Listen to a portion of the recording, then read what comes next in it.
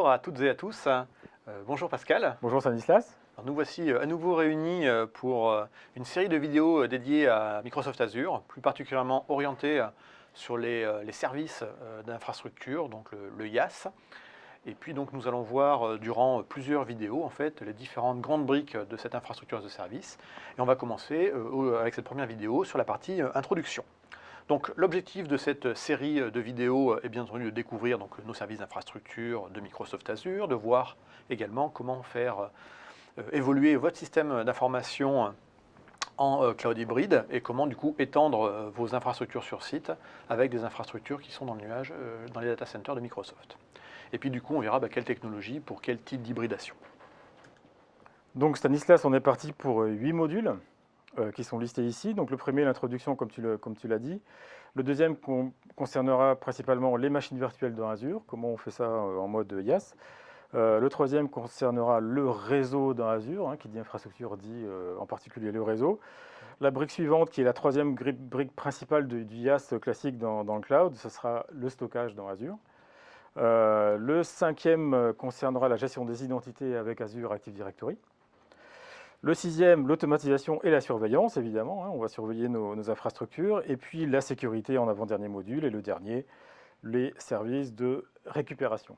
Exactement. Donc ça veut dire un ensemble de vidéos qui seront assez riches, qui vous permettront effectivement d'être bien à jour entre guillemets sur le sujet ou de démarrer tranquillement avec un pied à l'étrier sur cette série de vidéos qui a été tournée donc début 2018. Donc les services de cloud évoluent, mais globalement tout ce qu'on va raconter effectivement est up-to-date pour 2018. Exactement. Donc commençons directement avec quelques rappels et les outils d'administration dans Azure. Alors, tu as parlé de IaaS dans l'introduction, Stanislas. Donc positionnons un petit peu ce que veut dire IaaS et les autres modes d'exécution dans le cloud. Donc il y a trois modes principaux. On parle de SaaS, de PaaS et de IaaS. Le SaaS, Software as a Service, c'est le mode dans lequel vous louez un logiciel en mode cloud. Et en fait, vous venez simplement avec vos données dans le logiciel. Le mode suivant, c'est le Platform as a Service. C'est là où vous avez une plateforme de base qui vous est fournie par votre fournisseur de cloud. Par exemple, un site web qui inclut déjà, par exemple, PHP et tout ce qui va bien pour faire votre application. Et vous venez avec votre application, donc vous développez votre application, vous construisez votre service vous-même. Donc c'est un socle applicatif en fait, une base de données, site web et puis autres services en fait sur lequel on vient poser ce qu'on code. Et le troisième mode, le plus souvent utilisé historiquement, c'est le IaaS, dont on parle dans cette série de vidéos, dans lequel on fournit en fait un service de machine virtuelle, en gros, et les briques de base, le réseau, le stockage et donc le compute, c'est-à-dire ce qui permet d'exécuter nos services, nos machines virtuelles, et on doit construire l'ensemble de l'infrastructure par-dessus. C'est-à-dire que si on regarde un petit peu et Azure, effectivement, comme présenté dans la slide, fournit deux niveaux, le niveau PaaS ou le niveau IaaS. Le niveau PaaS, c'est le niveau historique. Les premiers services qui sont arrivés vers 2010 à peu près étaient effectivement des services de type web service et base de données as a service. Et puis au fur et à mesure, on a rajouté des services. Donc l'infrastructure as a service, juste pour repréciser, on est vraiment en gros sur un super socle de virtualisation. On a les différentes grandes briques qu'on va détailler par la suite. Voilà. Donc ce qui est intéressant de voir également, c'est le point de vue responsabilité, qui est responsable de quoi, qui contrôle quoi dans les différents modes. Si on considère le SaaS public, comme j'ai dit tout à l'heure, le client vient avec ses données, et tout le socle jusqu'à l'applicatif est fourni par le fournisseur de cloud. Ce qui veut dire que le client reste responsable de ses données, mais uniquement de ses données. Ensuite, au niveau PaaS, le client est responsable de ses données, mais de ses applications également. C'est-à-dire que toutes les patchs applicatifs, toute la maintenance applicative est due au client. Par contre, dans ce cas-là, dans le cas du PaaS, c'est le fournisseur de cloud qui va s'occuper de tout ce qui est en dessous, c'est-à-dire de mettre à jour les middleware, les OS, les machines virtuelles, etc., etc. Quand on parle de IaaS, cette fois-ci, le fournisseur de cloud va venir jusqu'à la couche de virtualisation, comme tu le disais, c'est-à-dire que tout ce qu'il y a au-dessus, à savoir l'OS dans les machines virtuelles, les middleware, etc., doit être maintenu et mis à jour par le client. C'est un point qui est fondamental vraiment à retenir, effectivement, c'est de bien situer, lorsque vous choisissez une solution de cloud dans Azure, de bien positionner votre niveau de contrôle souhaité et le niveau de délégation que vous souhaitez également donner au fournisseur, en l'occurrence ici Microsoft, à savoir effectivement, est-ce que je prends du PaaS ou du IaaS, et ça change tout finalement. C'est-à-dire qu'on n'est pas, entre guillemets, magicien, c'est-à-dire que si vous arrivez et vous dites je prends du IaaS, mais ce qui se passe dans ma machine virtuelle, je ne veux pas le gérer, etc., c'est peut-être pas le bon modèle. Ou alors il faut prendre du IaaS, mais managé par un tiers, comme un fournisseur de services qui va vous faire du management, de l'externalisation de management, et qui lui en sera responsable. Mais par défaut, effectivement, nous, on assure en tant que fournisseur de cloud sur le IaaS le bon fonctionnement de la couche de virtualisation. Après, ce qui est fait à l'intérieur, vous en êtes responsable. Donc pour comparaison, hein, pour rappel, quand on est sur site, on gère tout, le matériel, le réseau, le stockage, les serveurs, et puis tout ce qu'il y a au-dessus, donc à partir de la couche de virtualisation jusqu'aux applicatifs. Donc la différence va se situer au niveau de la couche de virtualisation entre le IaaS et le typique sur site.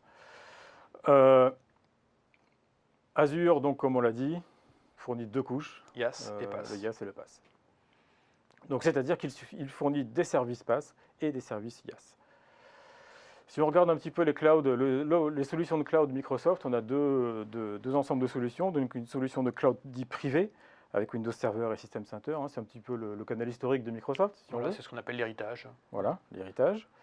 Et le cloud public, dans lequel on trouve trois clouds principaux. Hein, Office 365, Azure, qui nous intéresse aujourd'hui, et les applications de type Dynamics. Intune, qu'on a cité ici sur le transparent, se trouve maintenant intégré au niveau du portail, en tout cas dans Azure. Ouais. Donc on peut l'inclure. Et puis en fait, il s'inclut dans une suite de suites qui s'appelle Microsoft 365, qui intègre effectivement la partie Office 365, plus des parties liées à Windows 10. Donc en fait, voilà, Windows 10, équipement à manager. Plus EMS, la sécurité. Donc retenez globalement Microsoft 365, Azure et Dynamics. Exactement. Donc on parle de cloud hybride. On parle de cloud privé, de cloud public, mais en fait, comme toujours, hein, la solution est au milieu, entre les deux, ou fait travailler les deux en même temps. Et donc c'est ce qu'on appelle le cloud hybride. Dans une solution de cloud hybride, nous on a une solution, enfin Microsoft a une solution particulièrement intéressante qui s'appelle Azure Stack et qui permet en fait sous la forme d'une extension de notre cloud Azure, d'étendre notre cloud Azure, nos services de cloud Azure dans le data center de notre client. C'est-à-dire que vous pouvez avoir dans votre data center directement de quoi gérer vos applicatifs selon le même fonctionnement que dans Azure. C'est-à-dire que tout ce que vous allez pouvoir déployer dans Azure, vous allez pouvoir le déployer de la même façon dans Azure Stack, dans votre data center. Donc l'un profite à l'autre du point de vue innovation, c'est ça qui est particulièrement intéressant. C'est que tout ce qui va être déployé en tant que technologie dans Azure le sera également dans Azure Stack, dans votre data center. Donc ça peut être utilisé sur site, chez vous, dans votre data center, ou hébergé chez un fournisseur, par exemple local, un hoster classique, tel que vous le connaissez historiquement, en fonction de vos besoins.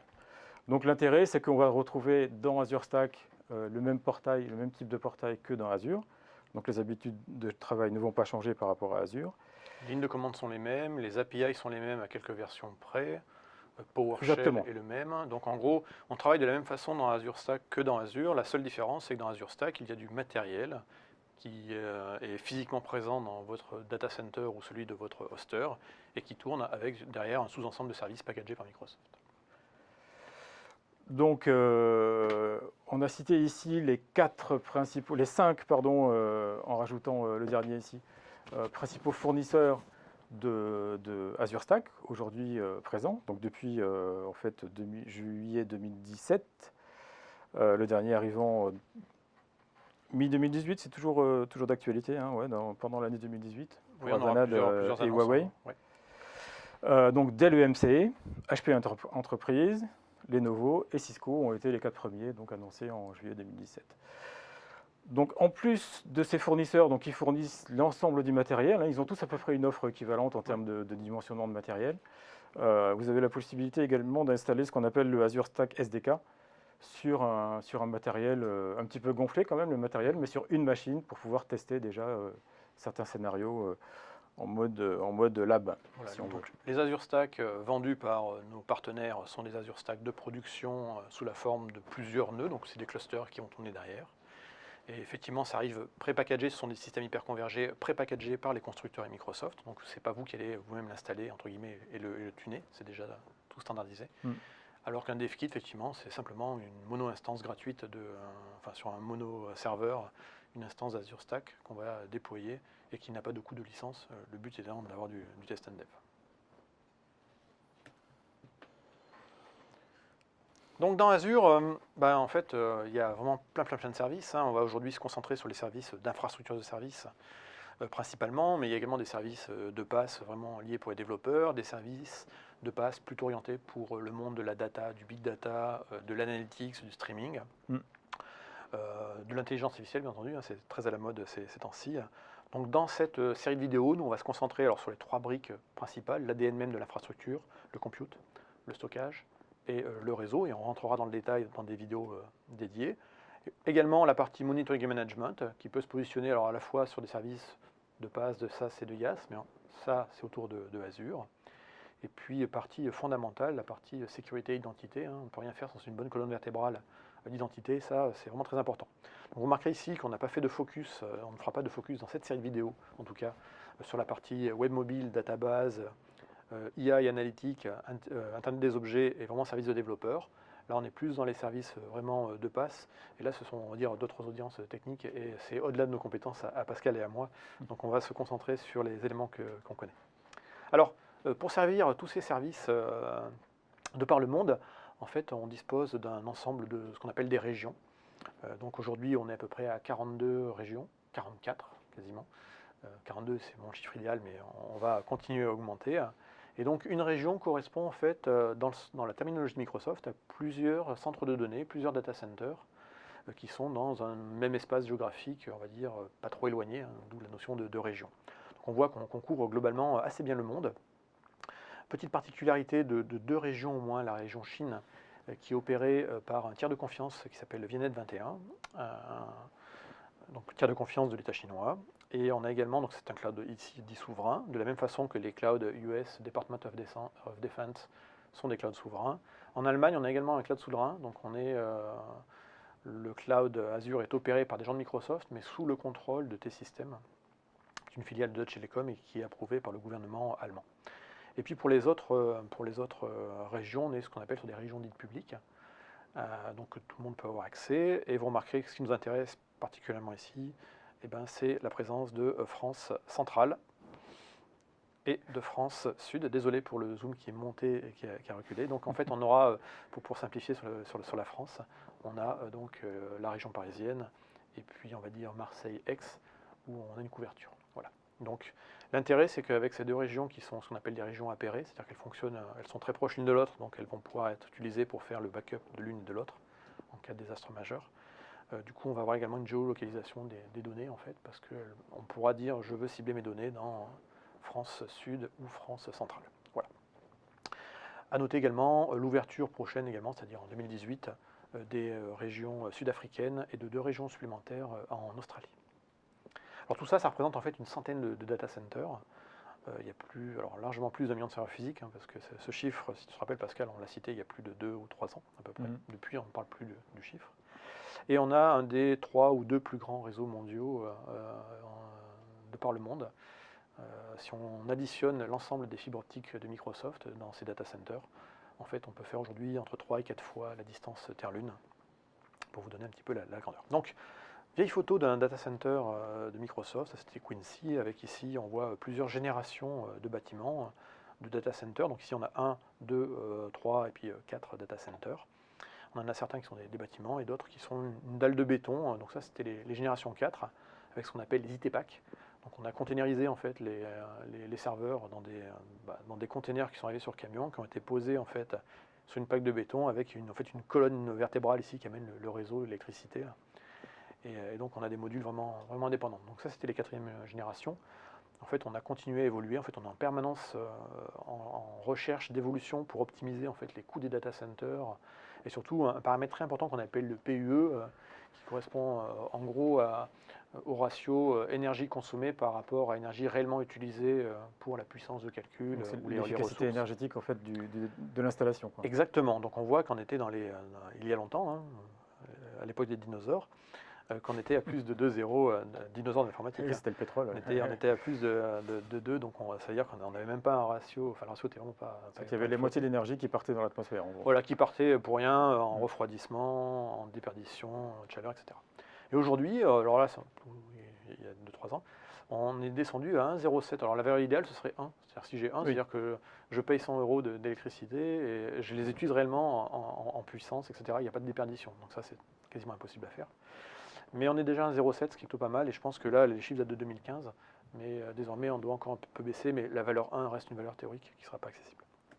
Et donc, désormais, pour vous montrer un peu l'expansion des data centers et vraiment la stratégie de Microsoft là-dessus, ça c'est une image en fait d'un data center qui est à Boynton en Virginie. Donc vous voyez la taille d'un petit camion ici en bas à droite. Et si on fait en fait, si on pivote cette photo de 180 degrés, on commence à voir apparaître ici des nouveaux types de bâtiments qui sont beaucoup plus gros que les autres. Donc on appelle ça les Gen 5. Donc pour vous donner à peu près la taille, on met un avion de ligne, un bon avion de ligne à l'intérieur du bâtiment, et tout est très très standardisé. Et comme je l'ai dit, en fait, comme c'est vraiment la stratégie de Microsoft d'aller vers des services de cloud, SaaS, PaaS et IaaS, eh bien, on essaye également de prévoir l'avenir, déjà en achetant du terrain. Donc là, vous avez un exemple ici, donc c'est Boynton, où effectivement, on prévoit large pour le futur, parce qu'on sait qu'on va avoir de plus en plus de demandes du fait de la démocratisation du cloud, du fait de l'utilisation de plus en plus importante d'objets connectés, etc. etc. Une fois que c'est bien construit, je reprends la première photo qui était Quincy, de data center. Ça, c'est des photos plus récentes qui datent de 2017. Et là, on voit en fait 8 bâtiments en génération 5 qui sont en voie très standardisés. Chaque bâtiment est vraiment indépendant en termes d'électricité, de refroidissement, de réseau. Donc, à la limite, un désastre majeur sur un des bâtiments, un feu un feu, c'est vraiment le désastre le plus majeur qu'on puisse avoir, n'impactera pas en fait les bâtiments à côté, et les ressources informatiques tournant dans les autres bâtiments continueront à fonctionner comme si de rien n'était. Là, c'est un autre exemple un peu plus petit qui est à Cheyenne dans le Wyoming, où là on retrouve exactement la même structure avec ces bâtiments. Et puis là, c'est un petit peu proche de chez nous, Pascal, une région verte et plate. Alors une région verte, plate, avec des serres, Ouais. avec des fleurs à l'intérieur, Ouais. peut-être. Donc c'est Peut-être que Amsterdam, les Pays-Bas. c'est Amsterdam, donc la région West Europe dans l'interface d'Azur. Et je précise ici que ce qui est ici en haut n'est pas un data center, c'est un endroit où ils font pousser des choses comme ils savent bien le faire. Des fleurs. Oui, des fleurs en Hollande. Bien connu que la Hollande, c'est le pays des fleurs. Et donc ici, on retrouve nos bâtiments, nos générations 5. Donc pourquoi je parle de ces bâtiments et j'insiste dessus? Parce qu'en fait, depuis 2018, depuis début 2018, on a accès à une nouvelle fonctionnalité qui s'appelle les AZ, les Availability Zones, donc les zones de disponibilité, qui vont vous permettre, en fait, au sein d'une même région, de dispatcher vos ressources dans plusieurs zones distinctes. Donc en gros, dans plusieurs bâtiments qui sont complètement indépendants en termes d'électricité, de réseau et puis de climatisation. Donc ça veut dire que ça permet de garantir une plus haute disponibilité des services. Tu as une ferme avec 3 serveurs web, tu dis je les dispatche dans les zones 1, 2 et 3. Et là, tu es certain en fait qu'on peut parer la panne potentielle en fait, d'un bâtiment complet, ce qui est plutôt pas mal. Bonne nouvelle à savoir, c'est que la France, en fait, avec des régions qui sont très récentes, en fait, est une des 3 à bénéficier en fait en priorité. Et dès le début, en fait, dès la preview, en fait, on avait déjà cette fonctionnalité-là, et donc en GA, c'est-à-dire en Globally Available, en fait, la France fait partie vraiment des premiers à avoir, la première région à avoir cette fonctionnalité permettant d'avoir une très haute disponibilité. Donc voilà, AZ. Ici, j'ai un exemple sur une machine virtuelle où je définis en fait dans quelle zone de disponibilité, 1, 2 ou 3, je vais placer ma machine virtuelle. Donc à l'intérieur de ces beaux bâtiments, on a des salles d'abord très très propres, qui évoluent en permanence. On cherche à faire baisser le coût du matériel pour faire baisser le coût des prix des services de cloud, au sens large. Donc là, on a un exemple dans le site de Wyoming, mais elles sont toutes pareilles, je l'ai dit, c'est standardisé. Et savoir, c'est qu'en fait, quand on doit faire des montées massives de puissance, en fait, des camions viennent livrer des racks qui sont déjà complètement montés. Donc il y a simplement à déplacer la palette, l'aligner avec les autres racks et la brancher sur un PUE. C'est une prise en fait qui amène le courant et l'électricité. Et ensuite, de manière complètement automatisée, la fabrique d'Azure en fait configure le rack pour l'usage qu'on a prévu d'en faire. Donc ça, c'est intéressant parce qu'en fait, ce matériel en fait qui est designé par Microsoft, donc on a des équipes qui sont en charge de créer en fait de créer le design des cartes mères et d'enlever tout ce qui est superflu. Est-ce qu'on a besoin de 10 ports USB sur une carte mère? Non. Donc du coup, on a défini en fait des modèles de machines qu'on fait fabriquer, et ça nous a permis de faire 40% d'économie parce qu'on a enlevé ce qui n'était pas intéressant, ce qui consommait de l'électricité, et on a vraiment gardé que le strict nécessaire pour un serveur. Donc on a économisé au global parce qu'on a moins de composants, on a économisé sur l'énergie parce qu'on a pris les composants les moins énergivores, et puis pour le déploiement, tu auras compris que quand on amène un rack complet et qu'on rack en fait 42 U, 96 en fait, parce qu'en fait il y a 2 serveurs par U, quand tu mets 96 serveurs branchés d'un coup juste en branchant le câble et en déplaçant, ben, du coup on gagne de l'argent, quoi. Ben oui. Donc c'est plus rapide et ça nous permet de monter à l'échelle. Mm. Et puis ben, on met également de l'innovation dans les data centers, on utilise de plus en plus de l'intelligence artificielle, du machine learning, des réseaux neuronaux profonds, et donc on va avoir des composants en fait sur chacun des serveurs qui sont des puces en fait reprogrammables, dont on va reparler juste après. Donc ces serveurs en fait s'appellent des serveurs Open Cloud Server. Je ne vais pas rentrer dans le détail technique ici, mais sachez qu'en fait tous les plans et les specs sont publics. Elles sont sur opencompute.org, qui est une organisation ou une fondation dont Microsoft fait partie, au même titre que Facebook, et dont l'objectif en fait est de mettre en open source quelque part des plans et des designs de matériel pour les data centers. L'idée étant aussi derrière que effectivement plus de gens vont utiliser ces designs, plus ça fera baisser le coût du matériel parce qu'en fait il y aura plus d'achats, plus de volume en fait sur ce type de matériel, tout simplement. Donc si vous allez sur le site web, effectivement, vous pourrez aller voir dans les spécifications et voir que Microsoft donne effectivement les cartes mères, les serveurs, les châssis, les blades et ainsi de suite. Donc ça c'est intéressant à lire. Et puis on fait évoluer en fait notre matériel en permanence, hein, bien entendu. Donc notre nouveau projet de serveur s'appelle Olympus. Donc il intègre pas mal de petites choses, nouvelle carte mère, une alimentation avec des batteries, pas mal de petites choses. Là encore, le but en fait est de donner en fait, de partager la communauté en fait nos designs pour qu'on puisse en fait du coup en faire profiter tout le monde. Donc Pascal, le projet Olympus, ça c'en est un exemple de nouveau châssis de serveur. Donc là on commence à voir notamment la disparition de certains éléments rotatifs comme des disques durs au profit de SSD en NVMe. Et je vous laisserai regarder les specs. Le but n'est pas d'aller dans le détail de ces specs. Mais le projet Olympus, en fait, c'est pas que le design du serveur, c'est le design des racks, c'est le design des alimentations, c'est également les switches, jusqu'au B de stockage en JBOD.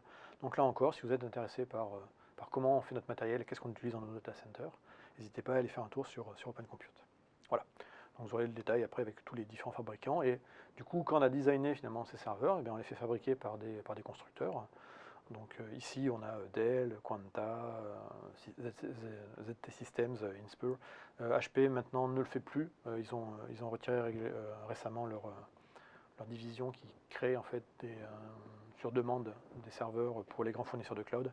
Ils n'avaient pas assez de marge dessus. Donc aujourd'hui, on va dire que voilà, on s'alimente vers 4 ou 5 fournisseurs en leur donnant les plans. Donc, pour terminer, je t'ai parlé tout à l'heure on mettait un peu d'intelligence artificielle, un peu beaucoup même dans tout ça. Donc c'est vraiment pour optimiser le cloud. Donc en fait on intègre sur chacun des serveurs des petits processeurs qu'on appelle des FPGA, qui sont des processeurs programmables, qui nous permettent en fait de personnaliser le matériel en fonction de l'usage. Quand on a des serveurs très génériques qui sont pour Bing, on va reprogrammer ces FPGA pour faire le traitement des images de Bing, par exemple. Si on veut des serveurs avec la capacité d'avoir des VM avec des cartes réseau à très grande bande passante, on va reprogrammer les FPGA en fait pour faire des accélérateurs en fait réseau, tout simplement. Okay,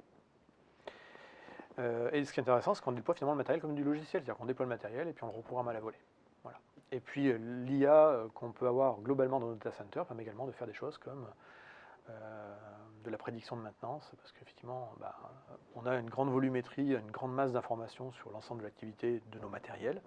Donc du coup, avec cette donnée et avec des bons algorithmes, on est capable de faire du traitement pour dire potentiellement ces serveurs risquent de tomber en panne d'ici 15 jours. Un problème important que nous posent nos clients, c'est la conformité à des normes nationales, industrie, internationales, etc. Et donc là, on en voit un certain nombre d'exemples. Par exemple, en industrie, on reconnaît les normes ISO. Aux USA, on reconnaît les normes de type données de santé, par exemple, avec IPA.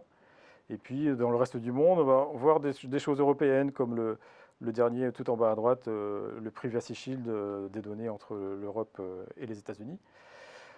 Si je vais être sur la slide suivante, donc là, on voit les 69 offres de conformité auxquelles on est conforme dans Azure, et dans les clouds Microsoft en général, d'ailleurs, classés par les normes globales, les normes américaines, les normes de l'industrie et les normes régionales. Donc on retrouve un petit peu les mêmes, mais dans un ordre un petit peu différent. Il est évident qu'en venant en France avec des data centers français, on va se conformer à certaines normes françaises. On peut citer par exemple la qualification ANSI ou la certification données de santé. Donc c'est des choses qui sont en cours et qui seront annoncées dans l'année, certainement, parce que c'est une demande forte de nos clients. Si vous voulez plus d'informations et être vraiment à jour sur les normes auxquelles on se conforme, allez voir le Trust Center, donc l'URL est indiquée ici. Vous allez vraiment trouver le détail complet de nos conformités et également, par exemple, tous les rapports d'audit. Si on est conforme, par exemple, au CSA, la Cloud Security Alliance, ils ont une matrice de tests, de contrôle de sécurité édité par le CSA, la Cloud Security Alliance. Vous pouvez voir directement sur le site nos réponses à la matrice de conformité CSA. Donc c'est vraiment détaillé et idem avec les rapports d'audit. Ce site est la référence. Ce site est la référence, exactement. Concrètement maintenant, comment on va administrer nos services dans Azure, nos services IaaS comme nos services PaaS. Donc on a plusieurs solutions d'administration dans Azure pour aller gérer nos services, nos ressources qu'on va déployer dans Azure. Évidemment, il y a un portail web d'administration qu'on va voir tout à l'heure. Évidemment, on a les solutions classiques de Microsoft comme PowerShell qui sont mises en œuvre. Donc vous avez un module PowerShell pour Azure qui est disponible, mise à jour tous les mois. Vous avez également une solution multiplateforme qui s'appelle Azure CLI, CLI comme CLI Command Line Interface, donc une interface ligne de commande multiplateforme. Les outils canal historiques de Microsoft comme System Center ne sont pas abandonnés. Vous avez évidemment une API de programmation pour vous permettre de développer des outils qui vont directement s'interfacer avec vos ressources Azure. Une grosse API, c'est un ensemble d'API plutôt, parce qu'il y en a moult. Tous les autres outils se basent sur cette API, effectivement, de type REST, etc. Et puis d'autres outils comme le Resource Explorer, qui est une page web, qui permet d'explorer vos ressources en détail. Visual Studio n'est pas en reste également, et puis toutes les applications qu'on peut trouver sur Internet. On vous montrera peut-être au moins un ou deux exemples d'applications qui utilisent ces API. Et puis rappelons que sur ton site, Stanislas, tu nous as préparé une liste d'URL. Voilà. La boîte à outils, comme on dit. Sur aka.ms, URL Cloud. Tu sais que le bon travailleur, le bon artisan a les bons outils. Le portail. Donc le portail, on le verra tout à l'heure avec toi, Stanislas, mais on voit là un aperçu. Auparavant, on avait deux portails. Il n'y a plus qu'un seul portail, c'est le portail d'administration d'Azure, dont l'URL est portal.azure.com. Facile à retenir, la preuve. Bravo. Bravo. Donc il n'y a pas que l'interface graphique, Stanislas, pour gérer Azure. Quand on est en ligne de commande, et pas que dans Windows, on peut utiliser la ligne de commande multiplateforme qui s'appelle CLI ou Azure CLI. La première version, donc on utilise un petit peu moins aujourd'hui, était écrite en Node.js, c'est celle qu'on voit ici. Donc la ligne de commande s'appelait Azure, avec des commandes adaptées, par exemple Azure Login, Azure Logout, comme on voit ici dans l'aide. Cette ligne de commande est disponible également sous forme de container. Donc là, on voit ce qui est indiqué ici, je vais zoomer un tout petit peu 2 secondes, c'est un Dockerfile pour construire nous-mêmes une image Docker avec Azure CLI version 1 installée. Donc on voit que, par exemple qu'on installe Node.js et qu'on utilise NPM pour installer Azure CLI. Tout ce qu'il y a de plus normal, mais l'image déjà toute faite pour vous est disponible dans le Docker Hub et elle s'appelle Microsoft/Azure-CLI. Donc Docker Pool, Microsoft Azure CLI, et vous l'avez directement sous la main. Maintenant, ça c'était la version 1 écrite en Node.js. La version 2 qu'on n'utilise plus couramment maintenant s'appelle Azure CLI V2. Elle a été écrite en Python. Donc le Python, on en trouve une version de base sur tous les OS non Microsoft, sur Mac, sur Linux, etc. Donc c'est très facile à installer. De plus, quand on l'installe, on rajoute un Python embedded inclus dedans dans le même répertoire qui est en version 3.6. Donc on a le dernier Python qui est inclus dedans. Toutes les évolutions d'Azure Client en fait viennent désormais sur la V2. Donc c'est là en fait toutes les nouveautés vont arriver là-dedans. Exactement, il est mis à jour très régulièrement, une fois par mois. Là, on est en 2.0.25 au moment où on tourne cette vidéo. Également disponible sous la forme d'un container Docker, donc dont l'image est disponible dans le Docker Hub et qui a pour nom Azure CLI Python. Donc Azure SDK / Azure-CLI-Python. Éventuellement, le numéro de version si vous voulez être précis. Cette ligne de commande, alors ça c'est une nouveauté de l'année 2017, est incluse directement dans le portail web d'Azure.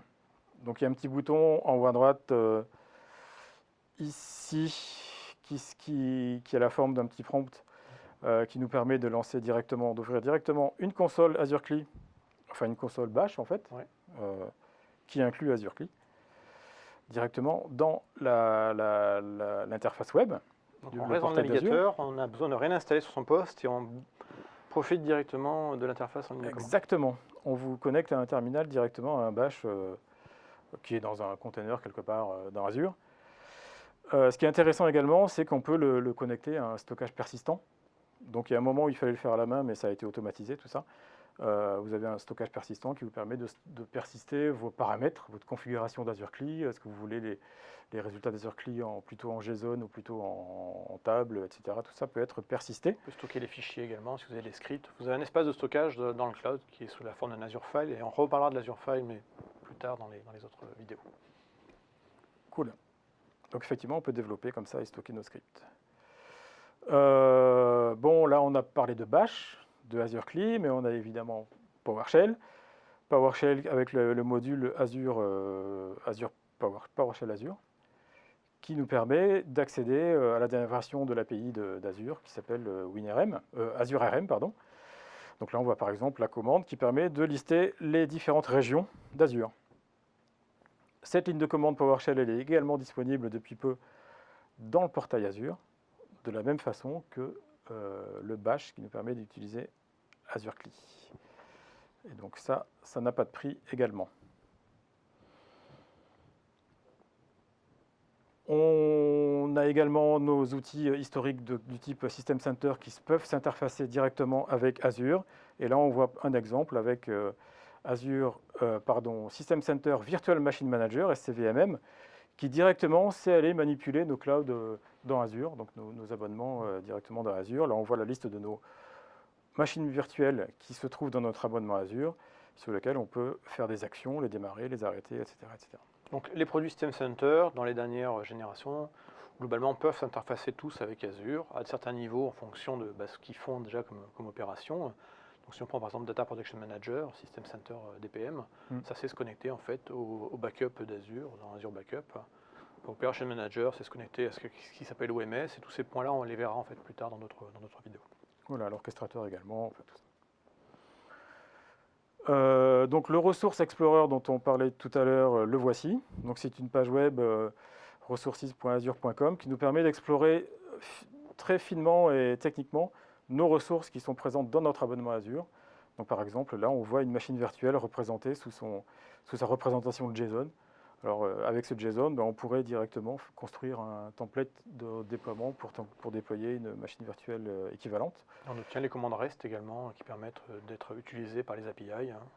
Donc voilà, tout le détail dessus, on le reverra tout à l'heure. Exactement. Il n'y a pas plus bas niveau pour décrire nos ressources dans Azure.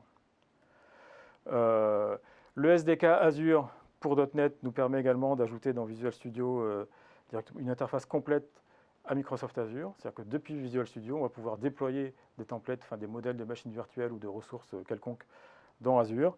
Et là, on voit dans le screenshot ici sur la slide que nos ressources Azure dans notre abonnement Azure, là on voit deux groupes de ressources avec des ressources à l'intérieur, sont directement disponibles depuis Visual Studio. Donc ici, on a une capture de Visual Studio 2015, on a dû installer le SDK.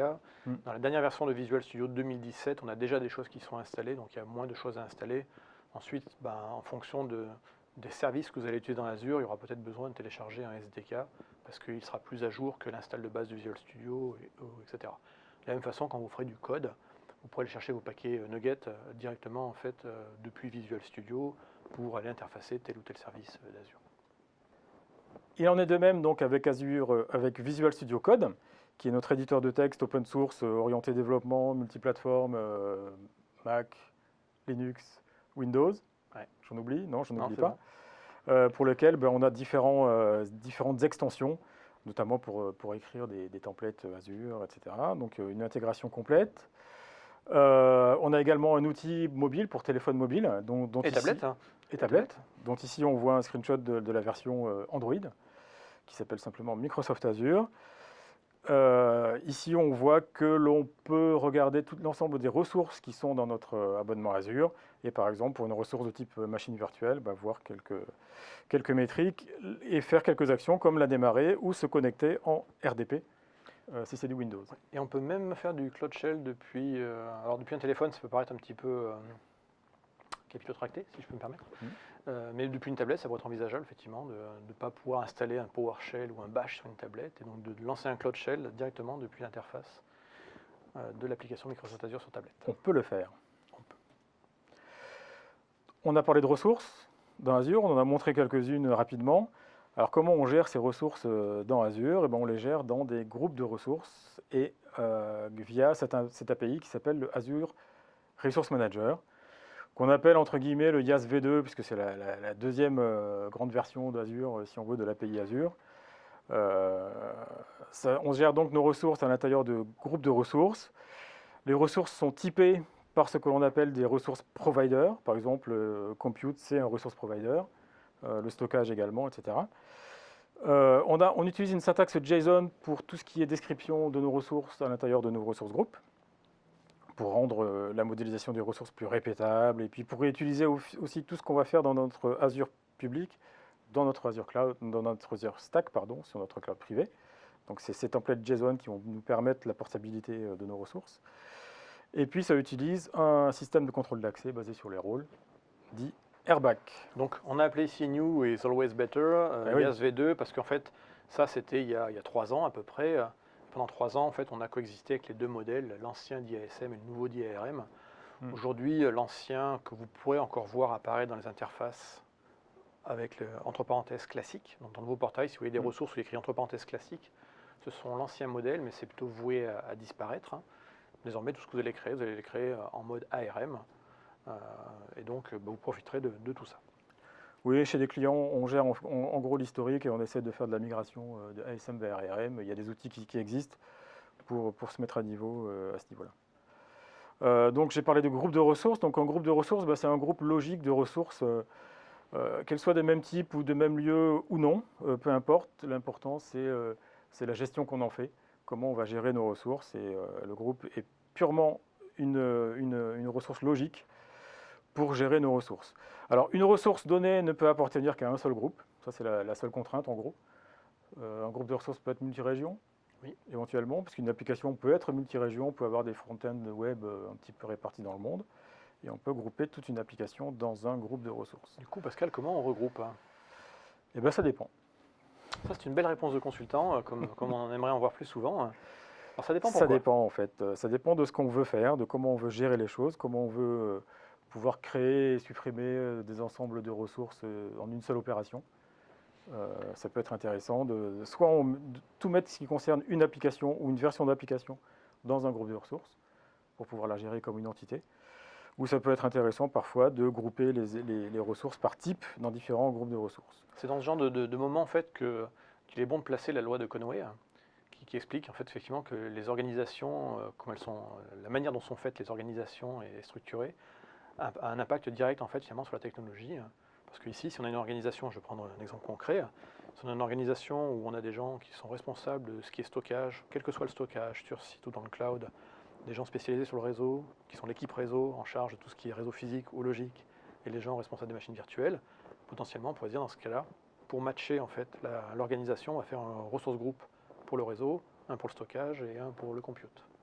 A l'inverse, si on est organisé par business unit, où par exemple chaque business unit est un peu indépendante au niveau de sa gestion de ses ressources et de ses applicatifs, on pourrait faire un ressource group qui serait le ressource group par exemple des RH, le ressource group du marketing, etc. Loi de Conway, petite recherche sur Google, ne fait jamais de mal. On n'apprend jamais assez.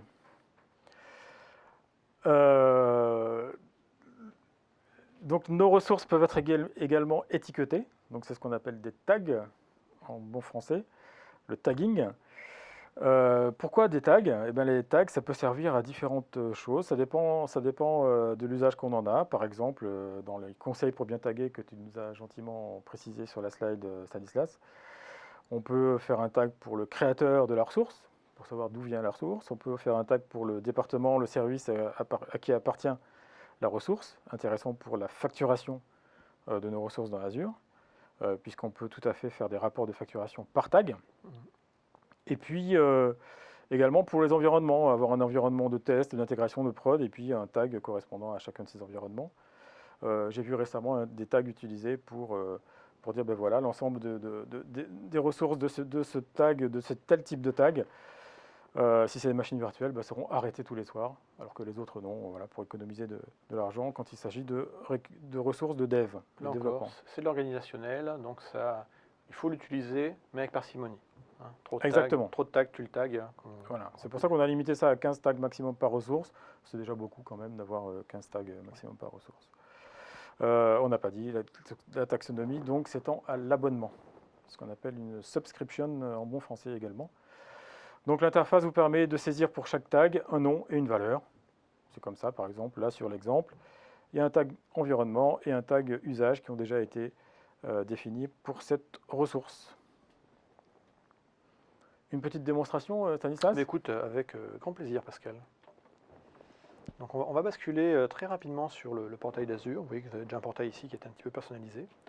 Donc on a la notion de dashboard dans Azure. Et ce que je vais faire, c'est que, donc là j'en ai plusieurs ici que je vais organiser avec mes ressources.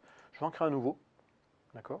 Donc qui me permettra de faire apparaître des choses. Alors pour l'instant, on va juste mettre ça me donnera l'état de santé.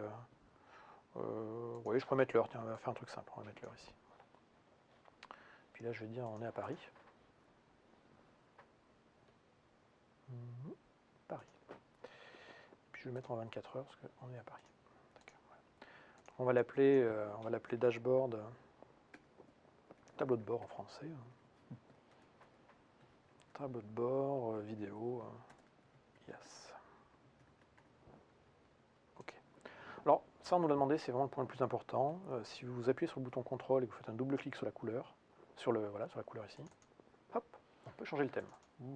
Pour ceux qui préfèrent des thèmes un peu plus sombres ou plus clairs, petit gadget mais qui ne fait pas de mal.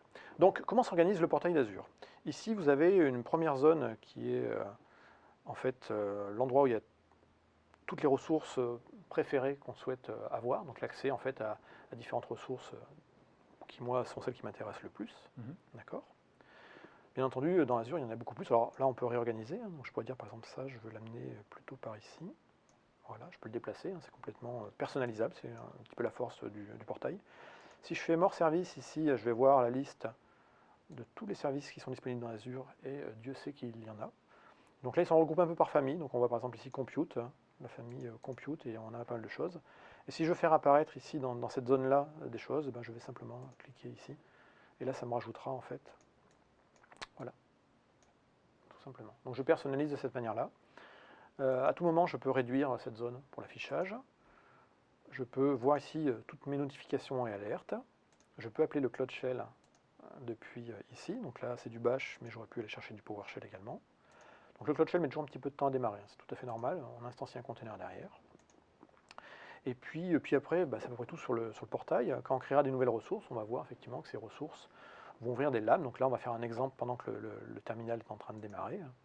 Je vais aller ici sur ressources groupe et puis je vais créer un nouveau groupe de ressources qu'on va appeler, alors on peut donner une taxonomie, hein, on va l'appeler vidéo YAS tout simplement. Et puis là, je choisis l'endroit dans lequel va être déployée ma ressource, mon groupe de ressources. Voilà, je le crée. Donc là, il me dit que ça y est, ça a été créé, donc j'ai une petite message ici. Là, je peux directement aller sur le ressources groupe ou je peux l'épingler sur le dashboard en cours. Je vais l'épingler sur le dashboard. Et du coup, maintenant, je retrouve mon ressource groupe ici qui, pour l'instant, est vide. Et on le remplira au fur et à mesure des vidéos, mais c'est un petit peu l'idée. Et là, j'ai ici, effectivement, mon bash qui vient d'apparaître. Et là, j'ai mes commandes AZ que je peux retrouver. Et j'ai plein d'autres commandes, en fait. Si on fait du Docker, du Kubernetes, du Terraform, d'autres commandes sont également disponibles là-dedans. Donc, je ne vais pas rentrer dans le détail pour l'instant de cette partie-là. Juste pour vous montrer le airbag dont tu as parlé. Donc, si j'allais ici sur mon groupe de ressources, je peux faire donc du Role Based Access Control, on va le voir tout à l'heure. juste pour vous montrer où ça se passe, et on reviendra dessus en démonstration tout à l'heure. Donc ça s'appelle, c'est dans le contrôle d'accès, Identity and Access Manager. Et donc on va le voir tout à l'heure. Donc je vais re-switcher sur ton écran pour la suite des slides, Pascal.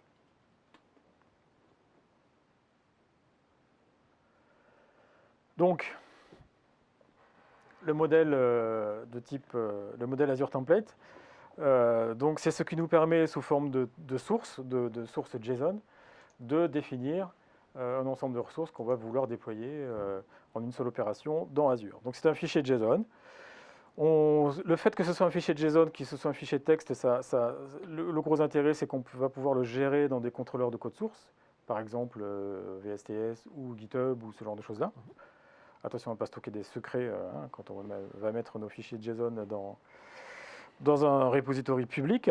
Ça garantit l'idempotence. On parle d'infrastructure as code, c'est-à-dire que chaque fois qu'on va déployer ce template, on va pouvoir dire je le fais de façon incrémentale, c'est-à-dire que s'il y a des choses qui sont déjà présentes et que je veux déployer, je ne vais pas y retoucher, je vais faire que le delta pour avoir au final la configuration que je souhaite.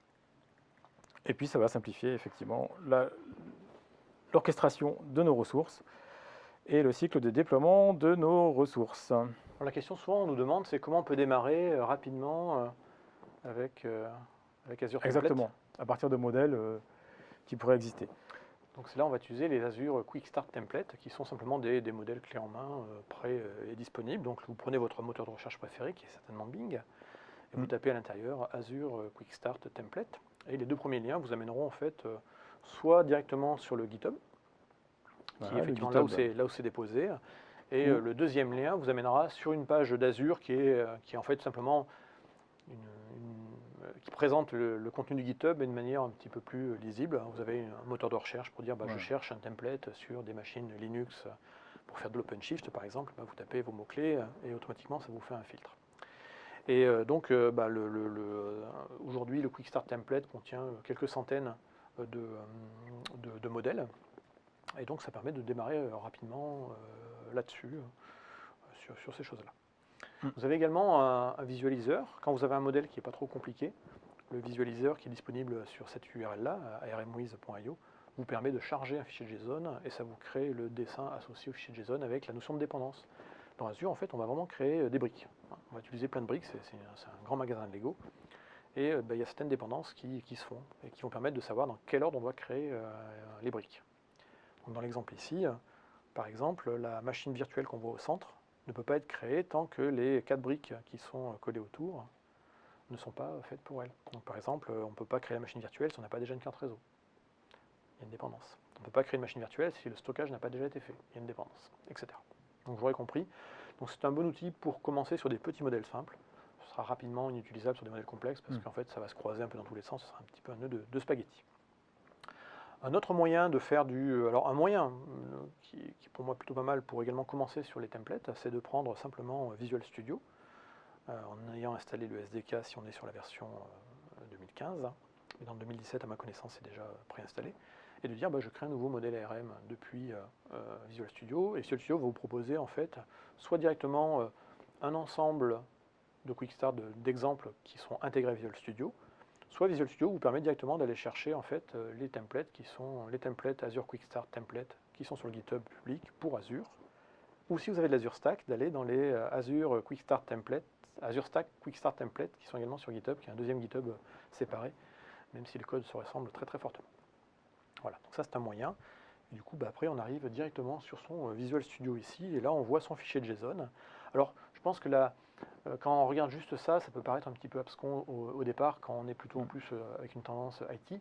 Mais si tu te déplaces légèrement sur le côté et que tu remontes légèrement, on va voir ici ce qu'on appelle le JSON Outline. Donc Visual Studio en fait intègre, on va dire un élément, une barre qui vous permet de mieux visualiser vos ressources. Donc on voit ici par exemple qu'on va avoir 4 paramètres dans ce fichier JSON, qu'on aura 21 variables et qu'il y aura 5 ressources qui seront créées au final. Donc c'est une manière un peu plus simple de voir, on va dire, les éléments qu'on va créer à côté. Et là, à tout moment, depuis ce JSON Outline, en fait, on peut dire ajouter une nouvelle ressource. Et automatiquement, on a un petit assistant qui nous permet de construire le bout de texte JSON qu'on doit faire. Donc pour débuter, même par la suite, je pense que Visual Studio est une très très bonne option. Et je ne parle pas forcément de la version payante. Si vous prenez la Community Edition qui est gratuite, elle intègre tout ce qu'il faut pour faire ça.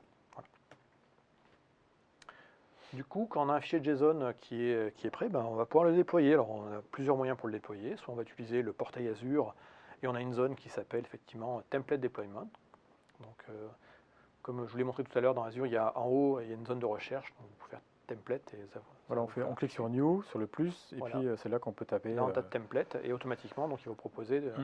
Et donc, en fait, vous allez donner le fichier JSON de référence. Et automatiquement, l'interface d'Azure va ouvrir un formulaire qui contient tous les éléments qu'on doit donner au fichier JSON pour pouvoir le déployer. Donc, dans quelle ressource groupe, quelle région, et puis quels sont les paramètres, s'il y a des paramètres comme le mot de passe administrateur ou des choses comme ça, par exemple. Donc ça, c'est la version graphique. On peut le déployer également en ligne de commande, soit avec PowerShell, auquel cas, ici, on sera sur une ligne de commande de type New Azure RM Group Deployment. Là, on donne la cible, c'est-à-dire le ressource groupe dans lequel on va déployer le template. On donne le nom du template et on peut également faire passer un deuxième fichier qui sera un template.parameters.json qui contiendra des valeurs déjà codées qui éviteront d'avoir à saisir entre guillemets le mot de passe, le machin. Si on est en environnement plutôt Unix Mac, on peut faire également la même chose avec les lignes de commande Azure Clean. Ok, donc tout à l'heure, j'ai vaguement parlé de Airback, donc de la gestion des accès. Deux mots supplémentaires sur Airback. Donc ça permet de sécuriser l'accès aux ressources via des permissions, donc directement au niveau des ressources. On peut définir ces permissions soit au niveau des ressources, soit au niveau des ressources groupes, soit au niveau de l'abonnement complet, donc, qui est le niveau le plus haut en fait, de gestion de nos ressources Azure, l'abonnement, la subscription. Il y a des rôles qui sont déjà créés, et si on regarde l'exemple qu'il y a dans deux slides plus tard, ce sont des rôles qui correspondent aux noms contributeur, propriétaire et lecteur. Donc ce sont des rôles préattribués qui rendent plus simple la gestion de nos permissions. Donc, par exemple, on va pouvoir dire, si on veut donner accès à un collègue pour qu'il puisse consulter nos ressources dans notre groupe de ressources, on va lui donner le rôle reader, lecteur, sur l'ensemble du groupe de ressources. Comme ça, il pourra faire toutes les opérations de lecture, il pourra consulter tout ce qui se passe dans le resource group. S'il a besoin de modifier des choses dans le resource group, d'ajouter des ressources, etc., il suffira de lui donner le rôle de contributeur. Pas forcément owner, hein. Owner, ça donne trop de droits. Tout ceci se passe dans le contexte de Azure Active Directory, qui est donc la référence de gestion des identités dans Azure. On reviendra dessus dans un module ultérieur vers la fin de cette série de vidéos. Donc Azure Active Directory correspond en gros à ce qu'on appelle le tenant dans le jargon, qui est en gros notre compte Azure. À l'intérieur de ce compte Azure, on peut avoir plusieurs abonnements Azure. Donc ici, on voit un petit peu la hiérarchie de la gestion d'identité, hein, de la gestion des permissions dans Azure. Donc on peut avoir plusieurs abonnements à l'intérieur d'un abonnement d'un annuaire Azure Active Directory. Et à l'intérieur de cet abonnement, on peut avoir plusieurs resource groups et des ressources à l'intérieur. À côté de ça, donc toutes nos identités par rapport auxquelles on va se baser pour toutes nos permissions sont des identités Azure Active Directory. On va trouver des utilisateurs, des groupes, mais également des comptes de service en quelque sorte, qui sont ce qu'on appelle des applications. On voit ça un peu comme des applications dans Azure AD. Il s'agit en fait de ce qu'on appelle des SPN, des Service Principal Names, qui sont des comptes. Il faut considérer ça comme des comptes de service dans Windows, quoi. Oui, exactement. C'est des comptes qui ont des noms et des mots de passe et à qui on peut donner accès à certaines ressources ou ressources groupes pour des applicatifs. Donc en synthèse, Airback se base sur Azure Active Directory. Éventuellement, Azure Active Directory peut recevoir une synchronisation des comptes d'un AD sur site, mais ça également on le verra dans le module plus tard, Azure AD. On peut avoir là-dedans des utilisateurs et des groupes.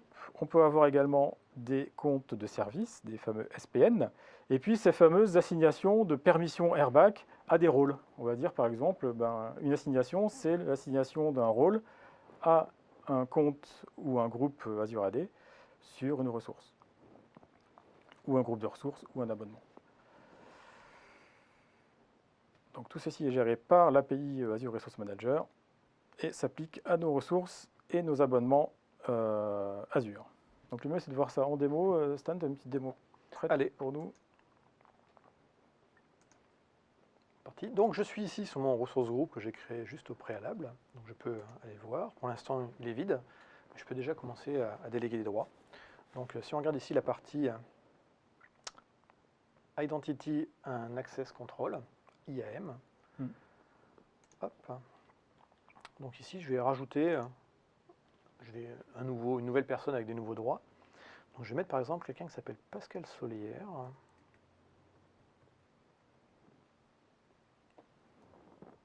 Est-ce que tu as Ah non, attends pour moi, il y a écrit. Alors, déjà, il faut savoir lire, hein, ça c'est le premier.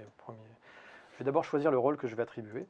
Donc Pascal Solière, toi tu es quelqu'un de confiance, je vais te mettre contributeur. Okay. Là ici, je vais donner l'accès en fait à soit un utilisateur Active Directory, soit à un groupe, soit à une application. D'accord. Donc ici, c'est là où je vais donc prendre un user ou un groupe, et là je vais taper donc ton nom. Pascal Solière. Là, il recherche dans l'Azure Active Directory. Il fait Pascal Solière, il est là, avec une très jolie photo. Ok, donc je vais sauvegarder ça. Et là, automatiquement, en fait, je t'ai donné le droit d'être un contributeur sur mon ressource groupe. Donc, désormais, dans ton ressource groupe qui s'appelle RG Vidéo. Voilà, et donc tu le verras apparaître quand tu rechargeras ton portail. De la même façon, j'aurais pu ici rajouter, alors j'ai d'autres rôles, la liste est très très longue, on peut être très granulaire, donc là c'est des rôles très généralistes qu'on a donnés, honneur, contributeur. Mais après on voit qu'en fonction des services, on peut vraiment faire une délégation très très fine. Par exemple sur le service API, je pourrais dire, il y a un API opérateur. Sur la partie Application Insight, il y a un debugger. Et en fait la liste est assez longue, hein, ça peut aller jusqu'à du billing reader, c'est-à-dire celui qui a le droit de voir la facture, mais pas de voir le reste. Donc là, c'est la liste est longue, et on peut également faire son propre rôle custom. Et là, on définit pour quel resource provider, quel privilège, quelle permission on peut faire. Donc là, on peut mettre une deuxième personne, par exemple ici. On pourrait aller chercher, par exemple, Arnaud Lereux. Alors, je l'ai mis en reader, hein, parce que, bon, techniquement, il est un petit peu léger. Il pourrait faire des bêtises dans mon abonnement. C'est bien entendu une plaisanterie. Hein. Il connaît très bien le sujet. Je fais sauvegarder, et là, désormais, sur ce ressource groupe, voilà, j'ai fait une double délégation en fait, de privilèges. Voilà. Qu'est-ce que je voulais montrer juste avant? C'est d'ailleurs la slide après, donc je vais le montrer en démonstration. On a la capacité de loquer des ressources, donc se faire des verrous logiques pour éviter les erreurs humaines. Donc par exemple ici, si je rajoute un verrou, je pourrais ici dire bloquer la suppression. Alors, le nom n'est pas terrible, mais au moins il a le mérite d'être clair. Et le type de verrou ici, ce serait un delete, d'accord? Ici pour empêcher l'effacement accidentel. Donc voilà, en mettant ici un verrou logique en fait sur cette ressource, même si quelqu'un arrive avec le privilège administrateur qui fait une suppression du ressource group en ligne de commande ou via API ou via le portail, il aura un message qui dira non, la ressource est loquée, vous n'avez pas le droit de la supprimer. Donc il faut venir d'abord la déloquer, et puis ensuite on peut le faire. Donc c'est vraiment fait pour de la protection contre les suppressions accidentelles ou les opérations mal contrôlées. Voilà. Contre les souris qui glissent. Les souris qui glissent ou les doigts qui glissent, enfin pas mal de choses qui glissent. Ensuite, important, on nous le demande toujours, oui, mais je vais avoir plusieurs opérateurs qui vont travailler sur Azure, comment je peux être sûr de ce qui est fait dans Azure, etc. Donc sachez que toute opération faite dans Azure, toute activité est loguée. D'accord? Donc c'est dans la partie audit log. Et donc en fait on a une traçabilité en fait de tout ce qui a pu être fait en fait sur l'abonnement Azure.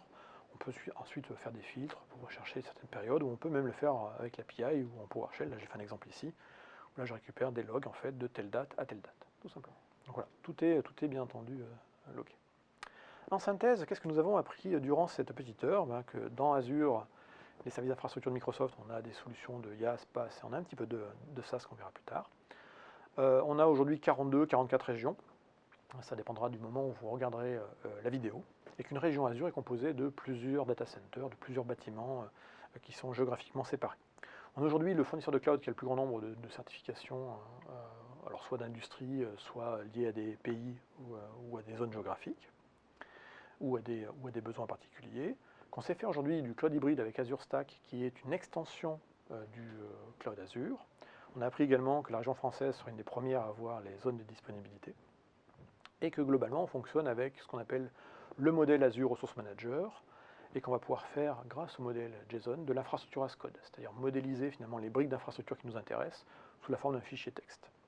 Le contrôle d'accès de tout ça se fait par rapport à Azure Active Directory, et globalement, quel que soit votre profil d'utilisateur, d'administrateur, de développeur, on a des outils pour vous. Outils graphiques, outils ligne de commande, langage, API et fichiers de modélisation JSON. Se termine cette première vidéo, Pascal, qui était l'introduction, et donc on va passer à la suite. Vous pouvez également nous joindre sur Twitter ou via nos blogs respectifs qui sont cités ici. Merci et à bientôt dans la prochaine vidéo.